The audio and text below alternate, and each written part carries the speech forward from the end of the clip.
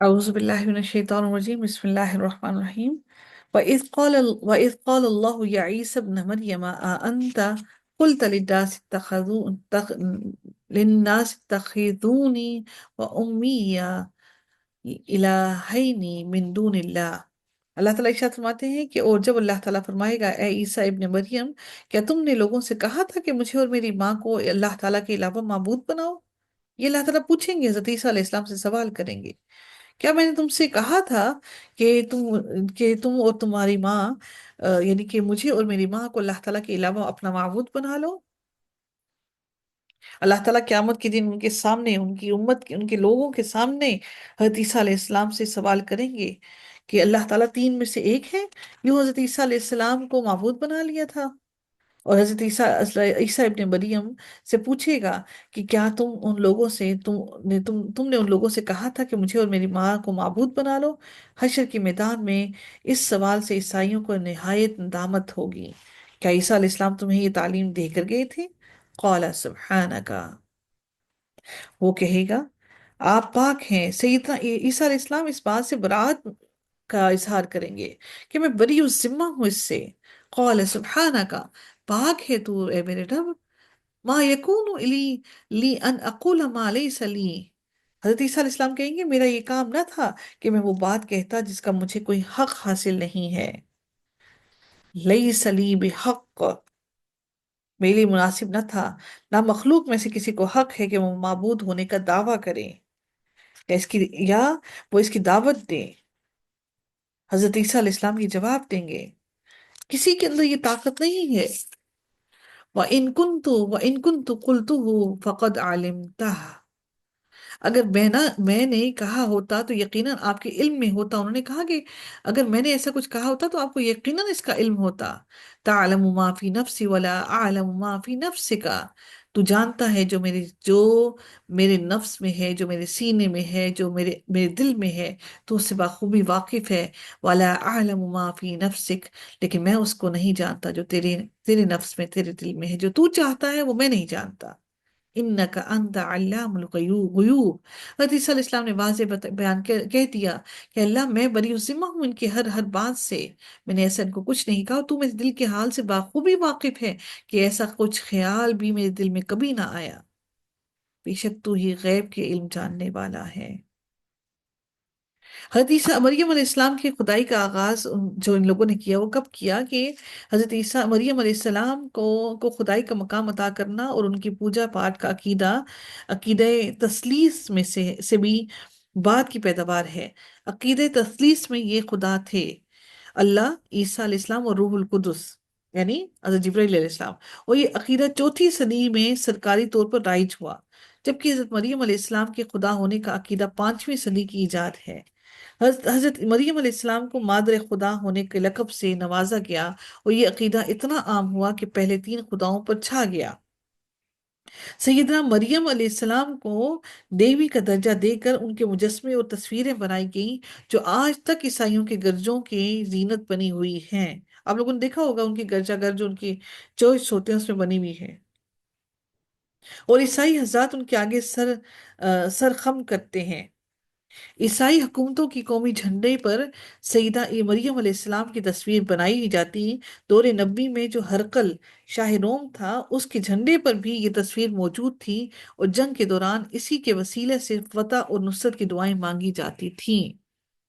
آج بھی آپ لوگ دیکھتے ہوں گے کہ ان کی چرچ کے اندر یہ تصویریں موجود ہوتی ہیں۔ تو یہ در حقیقت 5ویں صدی میں یہ سارا کام شروع ہوا۔ 5ویں صدی سے مراد حضرت عیسیٰ علیہ السلام کی فوت ہونے کے بعد، حضرت عیسیٰ علیہ السلام کے زمین سے اٹھائے جانے کے بعد، مطلب 4 صدیاں گزری، اور 5ویں صدی میں چوتھی صدی میں رد و بدل شروع ہو گئی، اور 5ویں صدی میں وہ مکمل طور پر اپنے رستے سے نکل گئے۔ ما قلت لهم اذا ما امرتنی به ان اعبدوا الله ربی وربکم، میں نے ان سے اس کے سوا کوئی بات نہیں کہی جس کا آپ نے مجھے حکم دیا، یعنی میں تیرا بندہ ہوں، میری مجال نہیں کہ آپ کے حکم کی میں خلاف ورزی کروں۔ آنی عبد اللہ ربی و ربکم، کہ اللہ تعالیٰ کی عبادت کرو جو میرا بھی رب ہے اور وہ تمہارا بھی رب ہے، میں تم کو صرف یہی پیغام میں دے کر آیا۔ वकुन्तु अलैहिम शहीदम मा दुमतु फीहिम, और मैं उन पर गवाह था जब तक मैं उनमें मौजूद था। मा दुमतु फीहिम, मैं जब उनके अंदर मौजूद था उस वक्त तक मैं गवाह था इस बात पर। फलम्मा तवफ़्फ़ैतनी कुन्ता अंत रक़ीब अलैहिम, और फिर वो क्या फरमाते हैं, हज़रत ईसा अलैहिस्सलाम कहते हैं, अंबिया किराम जब अपनी दुनियावी उम्र पूरी करके आलम बरज़ख की तरफ मुंतकिल हो जाते हैं तो उन्हें अपनी उम्मतों के हाल अहवाल का और उनके अमाल का पता नहीं होता।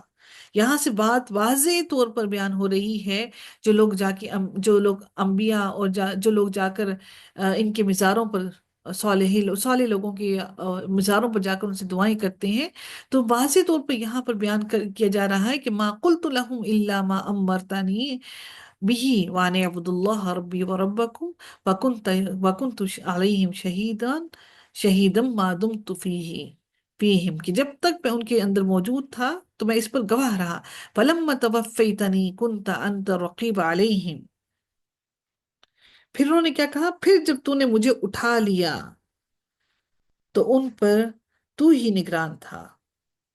अंता रकीब, कि तू ही उन पर निगरान था, मैं उस मेरे अंदर ये ताकत न थी कि मैं उनका निगरान रहता।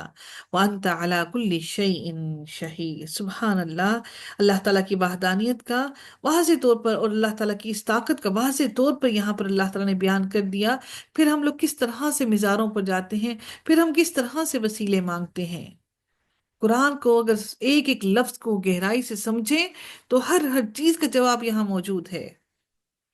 हदीसा इस्लाम ने कहा, और तू हर चीज पर गवाह है, यानी मेरे कौल और फेल पर, हर हर चीज पर तू पूरी तरह से गवाह है।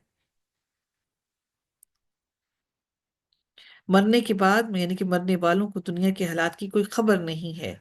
उन्होंने यहाँ पर ये इसलिए कहा कि मुझे उसके बाद कोई खबर नहीं कि वो क्या करते हैं।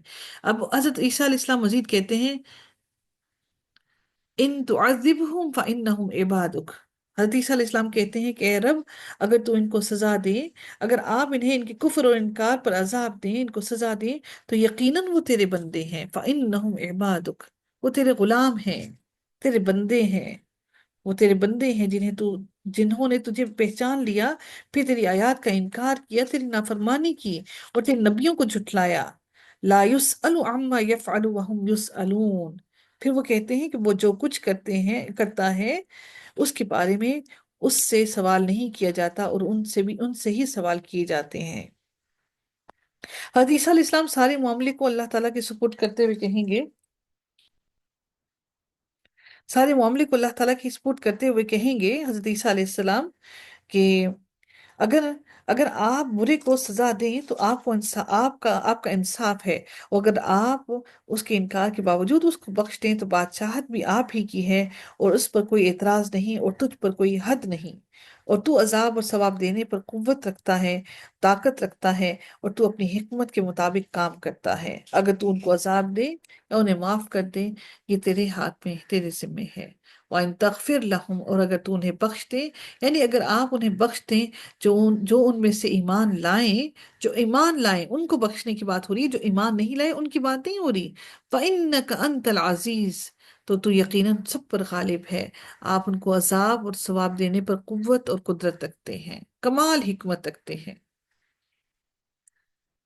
हजरत ईसा अलैहिस्सलाम ने आजिज़ी से ये कहा कि आप चाहें तो उनको माफ कर दें जो ईमान ले आए उनको, और अगर आप चाहें तो उनको अजाब दें। सैयदना अबू ज़र गफारी कहते हैं कि सुबह को मैंने रसूलुल्लाह सल्लल्लाहु अलैहि वसल्लम से एक ही आयत को नमाज में पढ़ने का सबब पूछा, तो आपने फरमाया, इस आयत को बार बार पढ़कर मैंने अल्लाह ताला से शिफाअत की इल्तिजा की थी, और अल्लाह ताला ने मेरी इल्तिजा कबूल कर ली। मेरी उम्मत में से जो शख्स बगैर शिर्क की हालत में मरेगा और उसको मेरी शिफाअत नसीब हो जाएगी। अल्लाह ताला हम सब को नबी करीम सल्लल्लाहु अलैहि वसल्लम की शिफाअत नसीब फरमाए, आमीन या रब्बल आलमीन। قال الله هذا يوم ينفع الصادقين صدقهم لهم جنات تجري من تحتها الأنهار خالدين فيها أبدا। अल्लाह ताला फरमाएगा कि ये वो दिन है जिसमें सच्चों को उनकी सच्चाई का नफा देगी, یعنی اب یہاں سے ان کے ایمان کی بات واضح ہو رہی ہے، پچھلی آیت کو مزید لیبوریشن ہو رہی ہے یہاں پر، کہ ان سچے لوگوں کو ان کا سچائی ان کو فائدہ دے گی، یعنی کہ جن لوگوں نے اللہ تعالیٰ کی سچائی کو مانا، اللہ کی آیات کو مانا، اللہ تعالیٰ ان کی نعمتوں، اپنی نعمتوں کا ذکر کرتے ہیں کہ ان کے لیے جنت میں باغات ہیں جن کے نیچے سے نہریں بہتی ہیں، فیہا ابدا، اور وہ اس میں ہمیشہ رہیں گے، جو اللہ کی وحدانیت پہ یقین کرنے والے ہیں۔ رضی اللہ عنہم ورضوا عنہ، اللہ ان سے راضی ہو گیا اور وہ اللہ سے راضی ہو گئے۔ ذالک الفوز العظیم، اور یہی تو سب سے بڑی کامیابی ہے، اس سے بڑھ کر تو کامیابی کوئی نہیں، یہ تو قابل رشک مقام ہے۔ اب اللہ تعالیٰ اپنی قدرت اور اپنی طاقت کو بیان فرماتے ہوئے کہتے ہیں کہ یہ سب کچھ زمین اور آسمانوں میں جتنی بھی چیزیں تھیں، یہ سب میری ملکیت تھی، اس کے باوجود بھی میں نے تمہاری چھوٹی چھوٹی کوتاہیوں کو معاف کر کے تمہیں جنت میں داخل کر دیا۔ سبحان اللہ، رب کائنات ہم سب کو بھی جنت میں داخل کر دے، ہماری کوتاہیوں کو بھی معاف کر دے۔ للہ ملک السماوات والارض، جو کچھ بھی ہے آسمانوں میں اور زمین میں، اور جو کچھ ان کے درمیان میں ہے، وما فیہن، جو ان کے درمیان میں بھی ہے، یعنی ان دونوں کے درمیان میں جو مخلوقات ہیں، آسمان اور زمین کے درمیان میں جو مخلوقات ہیں، وہ سب کی سب اللہ تعالیٰ فرماتے ہیں کہ وہ سب میری بادشاہت میں ہیں، میں سب ان کا مالک ہوں، سب کا مالک ہوں۔ وَهُوَ عَلَى كُلِّ شَيْءٍ قَدِيرٌ، اور اللہ تعالیٰ فرماتے ہیں اور وہ وہی ذات ہے، وہی ہے جو ہر چیز پر پوری طرح سے قدرت رکھتا ہے، پوری طرح سے طاقت رکھتا ہے۔